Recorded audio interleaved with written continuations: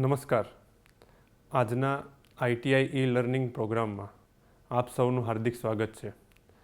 આજે હું આ ઔદ્યોગિક તાલીમ સંસ્થામાં ચાલતા સોલાર ટેકનિશિયન ઇલેક્ટ્રિકલ ટ્રેડના site survey, types of roofs અને વેધર મોનિટરિંગના લેસન પર આપ સૌને તાલીમ સહ માર્ગદર્શન આપીશ. તો આજના આપણા લેસનના ઉદ્દેશ્યો: સૌર પીવી ઇન્સ્ટોલેશન પહેલાં સાઇટનું સર્વેક્ષણનું કેટલું મહત્ત્વ છે અને એનું હેતુ આપણે સમજશું.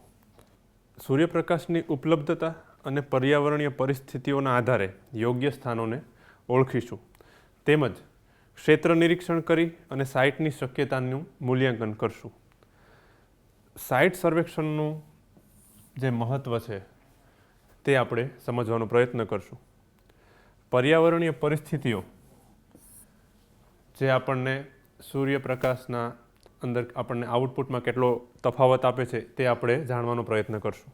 અને સાઇટની શક્યતાઓનું મૂલ્યાંકન કરશું, એટલે કે મેક્સિમમ આઉટપુટ મળે એવી સાઇટો આપણે ચકાસશું. ચોથો ઉદ્દેશ્ય છે આપણો સૌર પાથ ફાઇન્ડરનો ઉપયોગ કરી અને પડછાયા વિશ્લેષણ અને સૂર્યમાર્ગ આકૃતિનું અર્થઘટન કરશું.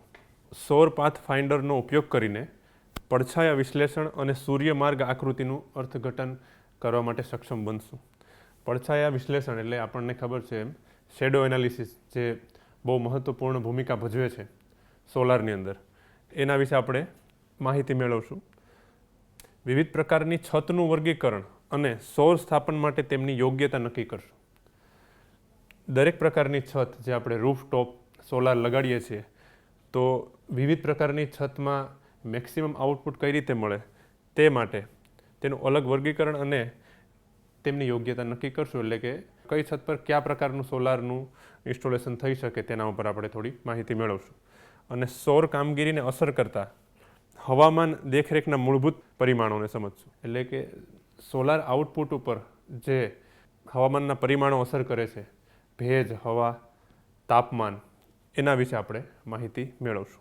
તો સમીક્ષા સૌર ઉર્જાની જરૂરિયાત અને સૌર ઉર્જા ઉત્પાદનને અસર કરતા પરિબળોની ચર્ચા કરશું. આનાથી ટ્રેનીઝને શું પ્રેરણા મળશે, તો એ સમજવું કે કેવી રીતે યોગ્ય સ્થળ સર્વેક્ષણ મહત્તમ ઉર્જા ઉત્પાદનને સુનિશ્ચિત કરે છે, તેમજ નુકસાન ઘટાડે છે અને સિસ્ટમ વિશ્વસનીયતાની ખાતરી આપે છે.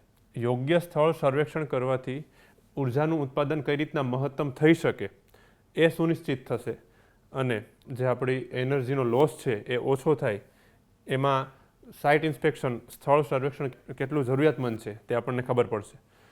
ઉદાહરણ તરીકે એક નાનો પડછાયો પણ વીજળીના ઉત્પાદનમાં 30% વધુ ઘટાડો કરી શકે છે. તો આપણે પહેલો પોઈન્ટ છે ક્ષેત્ર નિરીક્ષણ. સ્થળની ભૌતિક સ્થિતિ, સુલભતા અને ઉપલબ્ધ વિસ્તારનું અવલોકન કરો. જે સાઇટ હોય તે સાઇટની ભૌતિક સ્થિતિ, એની સુલભતા અને એના આજુબાજુના વિસ્તારનું અવલોકન કરવું.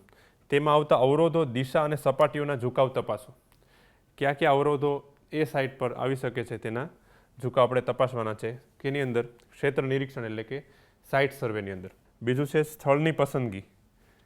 તો એમનો માપદંડ છે સૂર્યપ્રકાશનો સંપર્ક. જે જગ્યાએ સોલાર ઇન્સ્ટોલ કરવાનું છે ત્યાં સૂર્યપ્રકાશનો સંપર્ક કેટલો થાય છે, છતની સ્થિતિ, દિશા અને ભારતીયાંતર તેમજ સલામતી. સલામતી કેટલી છે, આજુબાજુમાં કોઈ બીજી એવી વસ્તુઓ તો નથી ને કે જે હાર્મફુલ હોય. અને બીજું આપણે જાણવા મળશે કે દક્ષિણ તરફની દિશા ભારતમાં સૌથી વધારે પસંદ થાય છે. સોલાર પ્લેટ્સના ઇન્ક્લિનેશન દક્ષિણ તરફની દિશામાં સૌથી વધારે રાખવામાં આવે છે, જેનાથી સૌથી વધુ આઉટપુટ મળી શકે. તેમના માટે આપણે કંપાસનું ડિમોન્સ્ટ્રેશન જોશું. આપણી સ્ક્રીન ઉપર અત્યારે જોઈ શકીએ છીએ હોકા યંત્ર એટલે કે કંપાસ. જે કંપાસ છે નોર્થ ઇસ્ટ, સાઉથ વેસ્ટ, એટલે કે આપણને કોઈ પણ જગ્યાએ ચારે દિશા બતાવતું યંત્ર એટલે કંપાસ, હોકા યંત્ર. આના દ્વારા આપણે લોંગિટ્યુડ, લેટિટ્યુડનું પણ માહિતી મેળવી શકીએ છીએ. કંપાસની મદદથી આપણે જે તે સાઇટના બધા અક્ષાંશો, રેખાંશો મેળવી અને સાઇટ સર્વેક્ષણ કરી શકીએ છીએ. હવે જોઈએ ક્ષેત્ર નિરીક્ષણ એટલે કે સાઇટ સર્વે. અહીં આપણી સમક્ષ જે આકૃતિ આપી છે તેના લેટિટ્યુડ, લોંગિટ્યુડ અને અલ્ટિટ્યુડ આ ત્રણેય વસ્તુઓ આપણે અહીં આપેલી છે. તો આ ટ્રેનિઝ માટે એક ટાસ્ક છે કે આની નોંધ કરી લ્યો, લેટિટ્યૂડ, લોંગિટ્યૂડ અને અલ્ટિટ્યૂડની, અને પછી એનો જવાબ શોધો કે આ કયું લોકેશન છે. બરાબર. આ ઉદાહરણ આપેલું છે કે જેવી રીતના કોઈ પણ એક સાઇટમાં સોલાર પેનલ ઇન્સ્ટોલેશન કરેલું છે, તો આપણે એમના લોંગિટ્યૂડ, લેટિટ્યૂડ અને અલ્ટિટ્યૂડ શોધી અને તેમનું સર્વે કરી શકીએ છીએ. પડછાયા વિશ્લેષણ એટલે કે શેડો એનાલિસિસ.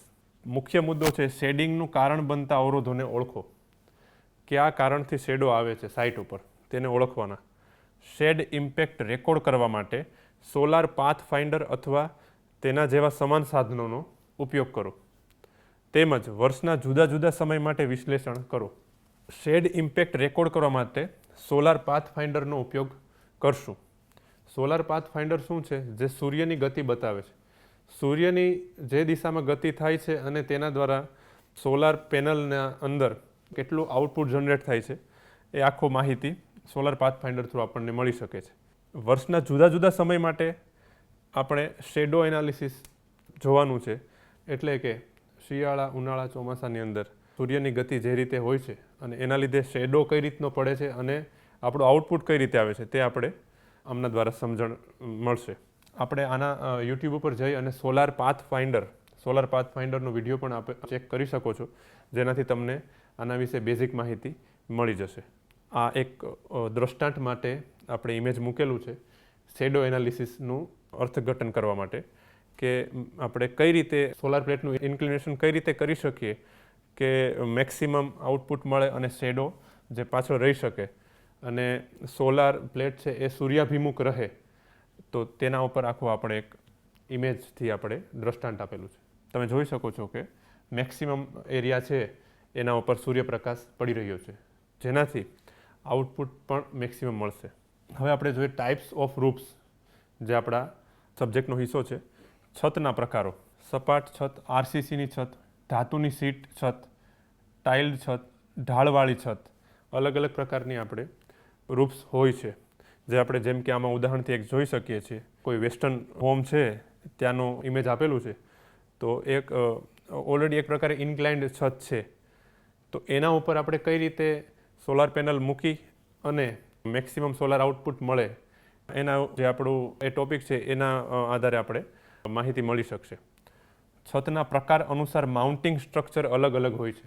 જેવી રીતે છતના પ્રકારો અલગ અલગ હોય છે, મકાનોના જે બાંધકામો અને સ્ટ્રક્ચર અલગ હોય છે, એવી રીતના એમની છતોના પણ વેસ્ટર્ન દેશોમાં એમના મકાનો અલગ હોય છે, આપણે ત્યાંના મકાનો અલગ હોય છે. તો એ પ્રમાણે સોલાર પ્લેટને ઇન્ક્લાઇન રાખવી પડે છે. રૂફ સેમ્પલ્સ આપણે જોયેલા છે. સોલાર રૂફટોપનું ઉદાહરણ આપેલું છે. અહીંયા જે આપણે જોઈ શકો છો તે ગ્રાઉન્ડ માઉન્ટ સોલાર પેનલ છે. એટલે કે જમીન ઉપર જે આપણે માઉન્ટ કરેલી પેનલોનું ઉદાહરણ અહીં આપેલું છે. જે આપણે અગાઉ જોયું એમ સાઇટ સર્વે કરી અને લોંગિટ્યૂડ, લેટિટ્યૂડ, અલ્ટિટ્યૂડ ચેક કરી અને મેક્સિમમ આઉટપુટ મળે એ રીતે એમને ઇન્ક્લાઇન કરેલી હોય છે, અને ગ્રાઉન્ડ ઉપર જ એમને ઇન્ક્લાઇન કરવામાં આવે છે, એટલે એને ગ્રાઉન્ડ માઉન્ટ સોલાર કહેવામાં આવે છે.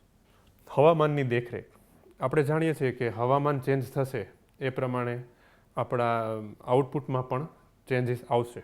તો સૌર કિરણોત્સર્ગ, તાપમાન, પવનની ગતિ, ભેજ, આ બધા જે હવામાનના ફેક્ટર્સ છે કે જે ચેન્જ થશે, જેનાથી આપણી સોલાર ઇન્સ્ટોલેશન, જે આપણે સોલાર પેનલ્સ ઇન્સ્ટોલ કરેલી છે તેના આઉટપુટમાં ફેરફાર આવી શકે, તો એમનું આપણે એનાલિસિસ કરવું બહુ જરૂરી છે.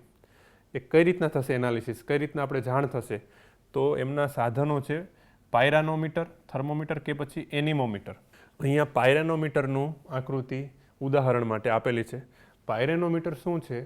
તો એ છે સોલાર રેડિયેશનને કેપ્ચર કરે અને સોલાર રેડિયેશનની માહિતી આપણી સુધી પહોંચાડે છે, કે સોલાર રેડિયેશન કેટલી છે તે પાયરેનોમીટર આપણને માહિતી આપે છે. એવી જ રીતે એનિમોમીટરની આકૃતિ અહીંયા આપેલી છે. એનિમોમીટર પણ સોલાર રેડિયેશન માપવાનું કામ કરે છે.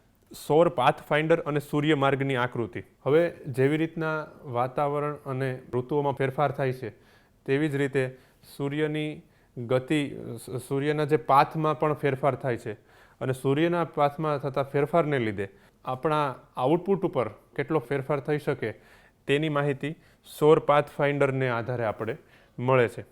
સમગ્ર વર્ષ દરમિયાન સૌર પ્રવેશ ઓળખવા માટેનું ઉપકરણ છે. સૂર્યમાર્ગ આકૃતિ જુદા જુદા સમયે સૌર ઊંચાઈ અને એઝીમથ દર્શાવે છે. એઝીમથ છે એ મુખ્ય મૂલ્યાંકન છે સૌર પાથફાઇન્ડરનું. ન્યૂનતમ છાંયો સુનિશ્ચિત કરવા માટે વપરાય છે. એટલે કે સૌર પાથફાઇન્ડરનો મુખ્ય હેતુ મિનિમમ શેડો એટલે કે ન્યૂનતમ છાંયો જે આપણી પેનલ પર પડે તે સુનિશ્ચિત કરવા માટે તેનો ઉપયોગ થાય છે. કેમ કે જેટલો મિનિમમ શેડો પેનલ પર પડશે એટલું જ મેક્સિમમ આઉટપુટ આપણને જનરેટ થશે. તો આપણે નીચે ડાયાગ્રામ જોઈ શકો છો. પેનલ છે જે સૂર્યાભિમુખ છે, બરાબર. આખું એનું હોરિઝોન બતાવેલું છે અને સ્લોપે બતાવેલું છે, એલ્ટિટ્યૂડ અને બધું બતાવેલું છે. આની અંદરના આપણે પ્રશ્નો જોઈએ તો ઇન્સ્ટોલેશનનું શું મહત્ત્વ છે, આ તાલીમાર્થીઓએ આ પ્રશ્નો પોતાની રીતે સોલ્વ કરવાના છે.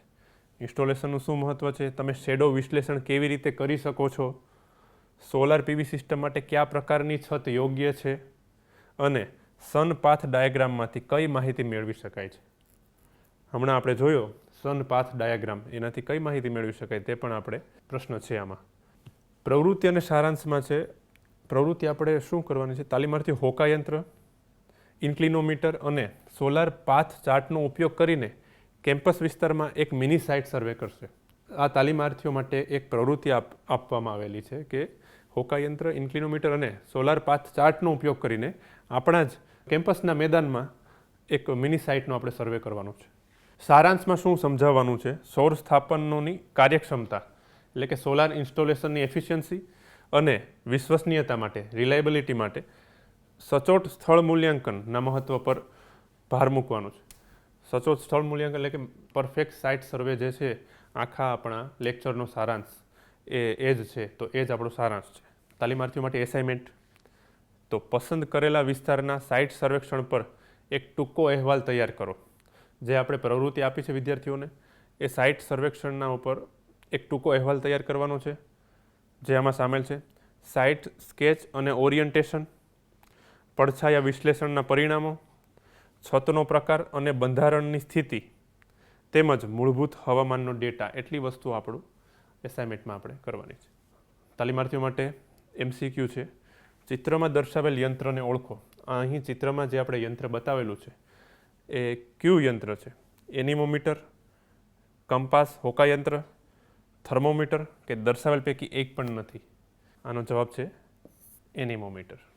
આ યંત્રને એનિમોમીટર કહેવાય છે. તાપમાન માપવા માટેના સાધનને શું કહેવાય છે, એનિમોમીટર, કંપાસ કે થર્મોમીટર. આના બે જવાબો છે, એનિમોમીટર પણ છે અને થર્મોમીટર પણ છે. સૂર્યમાર્ગ આકૃતિ સામાન્ય રીતે શું દર્શાવે છે, આપણે અગાઉ જોયું તેમ સોલાર પાથ ફાઇન્ડર એની આકૃતિ જે આપણે સૂર્યની દિશા અને સૂર્યનો પાથ દર્શાવે છે એ મુખ્યત્વે શું દર્શાવે છે, તો 4 ઓપ્શન છે. દિવસ અને વર્ષના જુદા જુદા સમયે સૂર્યનું સ્થાન દર્શાવે, નજીકના પર્વતોની ઊંચાઈ કે પછી ઇમારતનો દિશા નિર્દેશ કરે છે, અથવા તો પ્રોજેક્ટ માટે બાંધકામનું બજેટ આપે છે. તો આનો સાચો જવાબ છે ઓપ્શન એ. દિવસ અને વર્ષના જુદા જુદા સમયે સૂર્યનું સ્થાન દર્શાવે છે. તો આપણે ચોથો પ્રશ્ન જોઈ લઈએ. આમાંથી કઈ છત બાંધવામાં સરળ હોવા માટે જાણીતી છે અને ઘણીવાર નાની ઇમારતો માટે વપરાય છે. 4 ઓપ્શન છે, hip roof, butterfly roof, shed roof કે ગેમ્બ્રેલ રૂફ. પ્રશ્ન એ છે કે કઈ છત બાંધકામમાં સૌથી સરળ છે અને નાના બાંધકામોમાં સૌથી વધારે એનો ઉપયોગ થાય છે. તો એનો જવાબ છે શેડ રૂફ. શેડ રૂફ સૌથી વધારે નાના બાંધકામમાં વપરાય અને સરળ છે બાંધવા માટે. તો આજે આપણે ઔદ્યોગિક તાલીમ સંસ્થામાં ચાલતા સોલાર ટેકનિશિયન ઇલેક્ટ્રિકલ ટ્રેડના સાઇટ સર્વે, વેધર મોનિટરિંગ અને ટાઈપ્સ ઓફ રૂફ્સના લેસન પર તાલીમ સહ માર્ગદર્શન મેળવ્યું છે. આભાર.